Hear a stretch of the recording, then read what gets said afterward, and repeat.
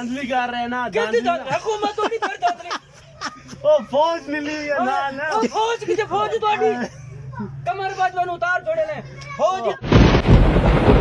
किस देता है प्लाट किस देता है इमरान खान प्लाट किस पैसे सरकारी पैसे आवाम ने देता है और नवाज शरीफ ने दिया है नवाज शरीफ क्रिकेट मैच खेल के उस देता है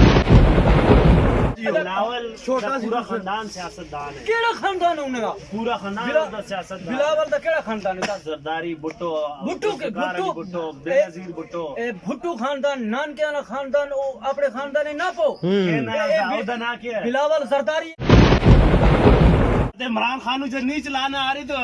शाह महमूद नु दे देना कि तू चला क्यों वहां पे छलांगा मार है मेरा भाई अगर उसे पता है कि मैं गाड़ी चला सकदा ते चलाइए पता है ना कि चला सकता चलाने तो नहीं आंदी ना इमरान खान नु चलान आइए अच्छा मेरी यार चलान तो नहीं आंदी नहीं चलाना नहीं यार हर जगह तो जिद्दा क्यों पे फिर वो पागल है ना माम जेरी यार तू साथ